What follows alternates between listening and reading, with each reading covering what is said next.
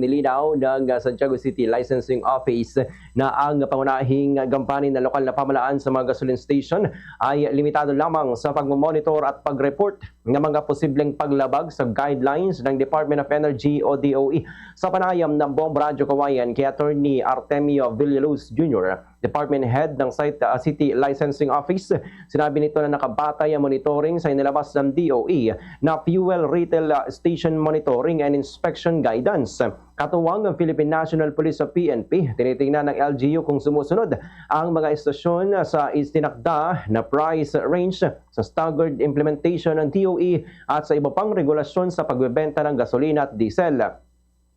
Binanggit din ni Attorney Villaluz na ang LGU ay umiikot lamang sa mga gasoline station upang obserbahan ang kanilang operasyon at i-report sa DOE ang anumang posibleng paglabag dahil sa ang DOE lamang ang may kapangyarihang mag-evaluate at mag-issue ng notice of violation.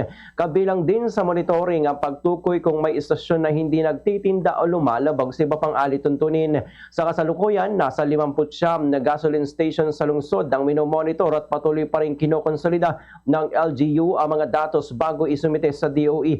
Ayon kay Attorney Villaluz, sa kabila ng kasalukuyang krisis sa presyo ng produktong petrolyo, wala pang nakikitang labis na pagtaas sa presyo, lalo na sa mga kilalang oil companies na may sariling guidelines na nakaangkla sa DOE. Binaalalahanan din ng LGU ang mga operator ng gasoline stations na sumunod sa itinakdang guidelines upang maiwasan ng anumang paglabag. Ganito ang bahagi ng pahayag ni Attorney Artemio Villaluz Jr. Ay sinasabi niya na ang role po ng ating local government unit at ang PNP ay ang pag-monitor ng mga gasoline stations.